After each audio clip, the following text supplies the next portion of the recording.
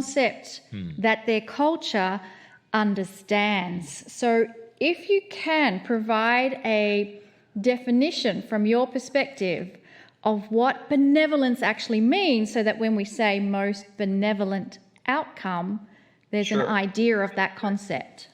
And I just had this kind of come up the other day because someone in Malaysia was asking me how to request benevolent outcomes in Chinese.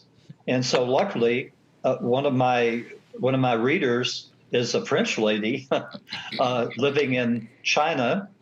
And so she was able to, she also speaks Chinese, and she was able to translate and give it to them in Chinese characters, how they would be able to say a benevolent outcome in Chinese.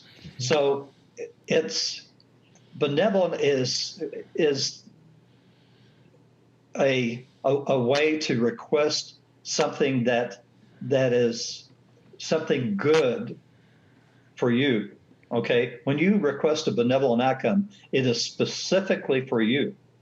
When you want to request a benevolent outcome for someone else, it's called a benevolent prayer, and it's said just a little bit different. Where you say, "I request a most benevolent outcome for my drive to work today," you know, something that can be mundane. Thank you. For a benevolent outcome, you say, "I ask any and all beings to aid and assist for the doctors and surgeons and staff to perform their work perfectly on such and such a person. Thank you." That's where you're saying a benevolent outcome. And the MBOs are handled by your own guardian angel. There's about a little over 1 million of these. They're actually known as golden light beings because they're such an old soul that they glow a golden light, and they handle hundreds of thousands of people all at the same time, not only in this life, but all the other lives that you will have on Earth, which are on average 600 to 800. I love it. In essence, what we are doing is, one, giving a request. So yes. We have free will. Spirit can't do anything unless we ask. So saying that is asking, but then we're also giving permission, but then we're also giving instructions, all in that one phrase. I also like, I've heard the phrase, and you can correct me if this doesn't work with it, this or something better. Is that similar to most benevolent outcome? Yeah, probably it can. Keep in mind, when I first started out, I had read this article in the Sedona Journal that was a channeled article by Robert Shapiro, who I know you've heard of, Lee, and this being said, you can request benevolent outcomes in your life. And so that's where I started. It rang a bell for me. You know, that benevolent, I had noticed, you know, each time it had been printed in an article or something, it just rang a bell. Now, benevolent is used much, much more in the English language these days than it was back at that time period. Right. I agree. Yes. And so that's one of the changes. And also, gentle way is used much more. It's like I have this thing that you can order on Google where I said anytime gentle way comes up in an article or something, I'd like to know about it. And once a week or whatever, they'll send me an email that lists all the places where it's being said. So you have 3 books on The Gentle Way and coming up with a 4th. Yeah. How does The Gentle Way fit in then to Most Benevolent Outcomes? Is this the result of it? Yeah, but it is a gentle way. I mean, it's a gentle way of living. It's requesting these benevolent outcomes for even the most mundane things. And you know, I've had 4 million people read my answers on Quora, and sometimes I'll come up and someone will say, "Oh, you know, you can't do this. You should only talk to God. And I respond back to them, yes, how many times are you going to say, oh God, I realize that you may be creating, 10 million planets at this time, or suns, but would you mind reserving a parking space for me at this in front of this restaurant? So, I give it to the people that God or Creator, I like to use Creator, has assigned out of love to do these things for us. I love that you went that direction. I didn't know that he would go that direction. We often call it the parking angel, but we know it's a most benevolent outcome for the parking spot. And it does sound mundane, especially for the people who are trying to clear diseases and things. The fact is that the creative energy of benevolence cares enough about us for the mundane and the things that are important to us. It truly does, because again, you get into the important things. Again, if it's not on our soul contract, it just doesn't happen, or something else better does.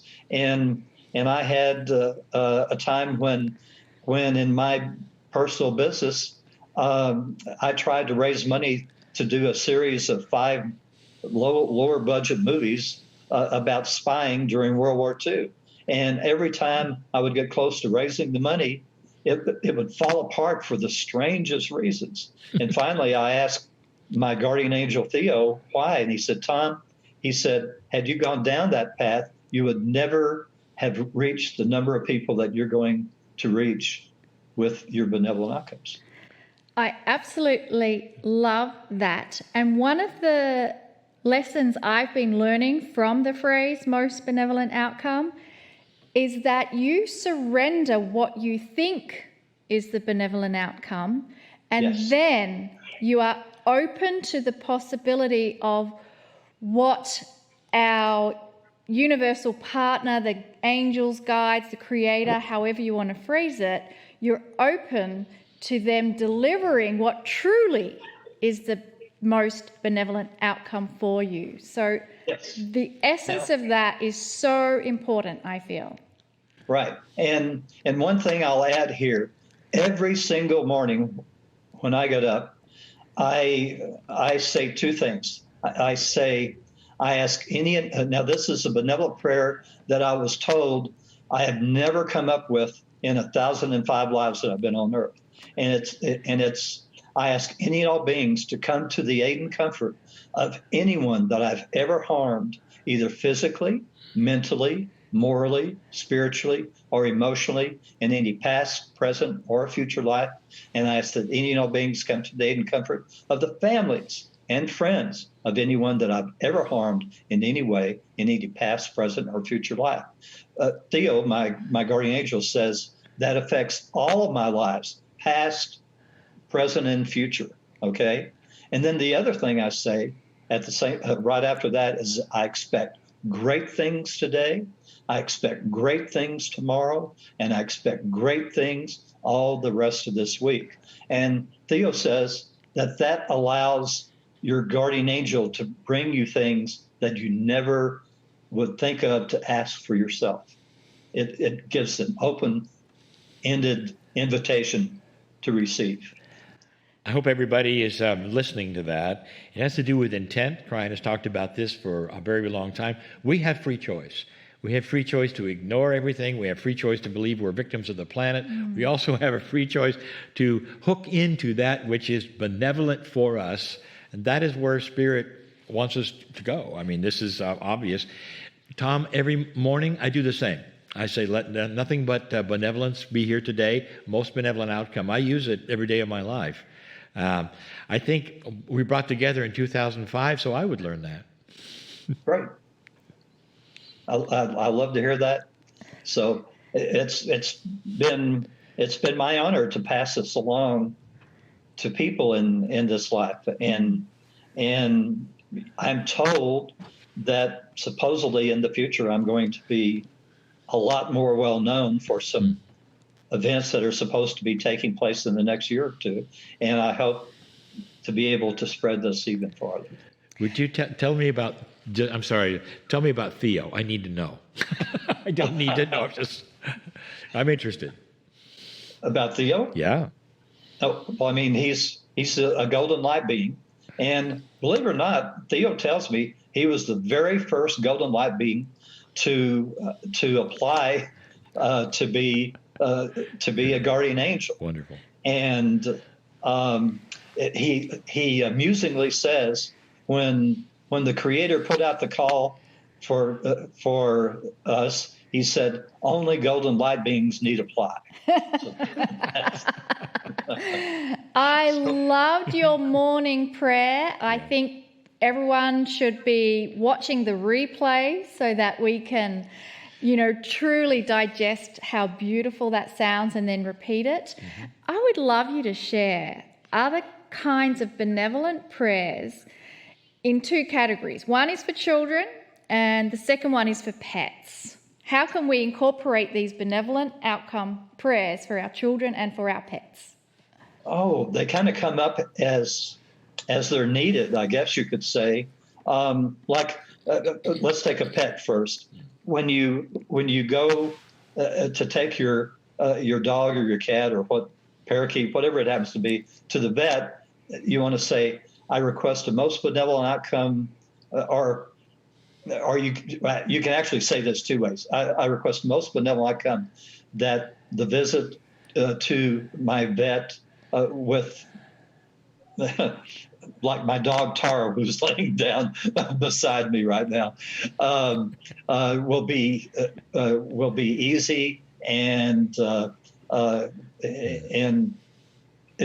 better cost than I can hope for or expect. Or if there's something wrong with her, I'll mention the problem, whatever it happens to be. You can include that in a MBO request, or you can even say, I ask any beings to aid and assist our vet in finding out what's wrong with our beloved pet, and it will be able to be taken care of easily and benevolently. Thank you.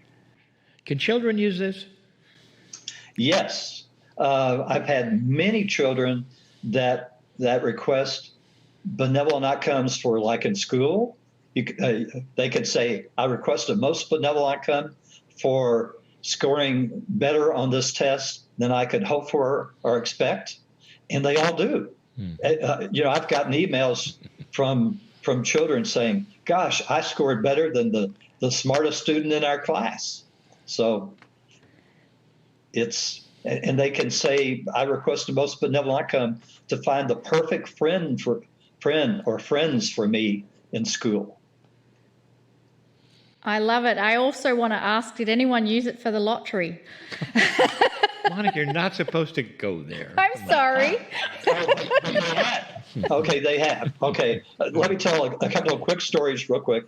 One, my family and I were on a cruise of the Caribbean, and this was a number of years ago. And on the last day of the voyage, they had this coverall for the bingo, and so I had like 4 cards, and I requested a benevolent outcome to win something, and so as we were going through, I didn't win any of the smaller pots. We finally get to the big one, and I'm saying, well, it must not be on my soul contract to win anything, and so we're going along, and it's not doing very well, and suddenly I hit bang, bang, bang, bang, and I'm yelling, bingo! and this little kid, 12 years old, next to me, not part of my family, he yells bingo at the same time. We split an $8,400 pot. Oh, okay. I love it. I love it. Now, I had a lady in Canada that they had this vacation house that had been in her family for many, many years, but they were going to lose it to taxes. And so she requested a benevolent outcome to win the Canadian lottery, and she won 1 million Canadian dollars that helped save their house. Is this where we give a disclaimer? I'd say, don't try this at home. So keep in mind, for most people, winning a lottery is not on your sole contract. Yes, right. On a sole contract, immediate wealth could be hitting the stock market huge, somebody leaving you a bunch of money, any number of things of instant wealth. And it may not be on your sole contract. So if you're playing bingo, you say, it'd be nice if I could win a little money, or if you're playing the lottery, request it, $100 or $500 or something like that, and maybe that'll be enough within your sole contract that it'll be allowed to happen. Don't know. Tom, I know you have some specials for our viewers. Yes. My website, where you can sign up for my free weekly newsletter, is www.thegentlewaybook.com. Oh, I love this whole concept of the gentle way. Me too. Yeah. It lowers people's stress. It lowers the fear factor. I mean, it does so much for you. You'll want to do this the rest of your life. The hardest problem is just remembering to make it a habit. That's the hardest problem. But the wonders, the immediate feedback when you start doing these little mundane requests, meetings with your boss or whatever it happens to be, really, really come through. Absolutely. And that's why I love talking about habit. I mean, that's where I got these cards. That's right. Jan has this as her habit. I mean, you impacted that, Jan, greatly. She has these cards everywhere. They're a reminder. You can just write it on a piece of paper, put it in your bathroom mirror, put it on the kitchen. You don't even have to do that. On my website, you go to signs and you can print it out. Oh. It says, request benevolent outcomes today. Wonderful. I love it. So it sounds like your website is an absolute resource of many things. I have all of my newsletters since 2007 archived there. So I actually have people that have read every single one of them. Wow. Thank you, Tom Moore, so much for being here, Mr. Most Benevolent Outcome. And we've run out of time. Thank you very much. All right, folks, I think it's time for a 10-minute break. We're saying goodbye to Tom now, and we'll see you in 10 minutes.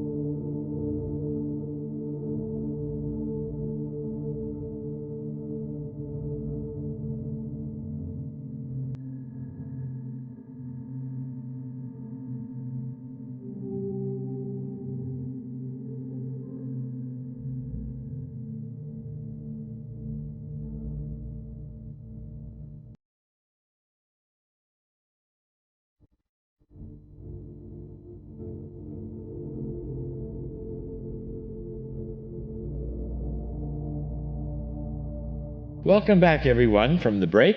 We hope you enjoyed Tom Moore, Mr. Most Benevolent Outcome. So I think it's a wonderful, the whole premise is great. We've been using it for years. If you've never heard of it before, I mean, it really does work. Absolutely. And Kryon used to say in some of the other channels, expect benevolent change. Mm-hmm. But I love this approach of using it as a prayer, a daily prayer, to have your most benevolent outcome. And the gentle way, Lee, I just found that to be so pure in its energy. And I don't think it's marginal. I mean, he's got 3 books on it and a 4th coming. So this is really something that's working. Absolutely. So we're going to move into the circle of 12, but I feel that I want to just send a prayer of benevolence that everyone joining in this family that we're creating in the circle of 12 to wish the most benevolent outcome for all who hear this, past, present, and future. And with that, I'd like us to begin by giving some statements of intent. I will say each intent 3 times, and you are invited to say them silently or aloud. I release all expectations, and I am willing to be open to the energy of compassion in my life.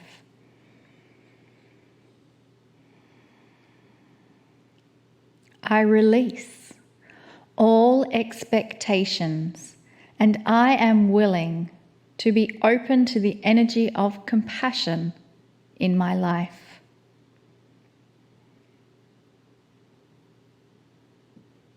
I release all expectations, and I am willing to be open to the energy of compassion in my life.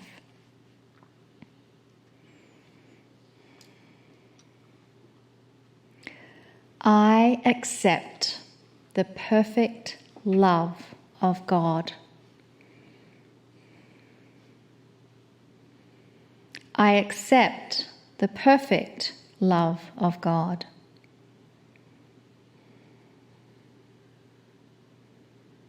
I accept the perfect love of God.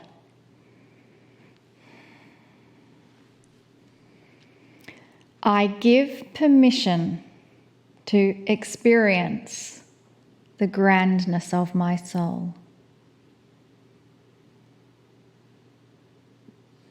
I give permission to experience the grandness of my soul.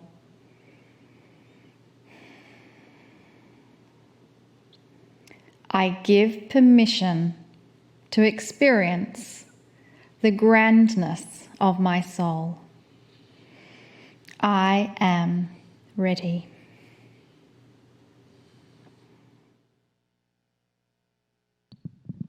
Greetings, dear ones. I am Kryon.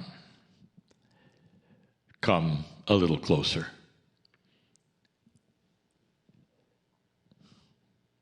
Experience the grandness that you are. How can you experience something, perhaps, that you don't believe in?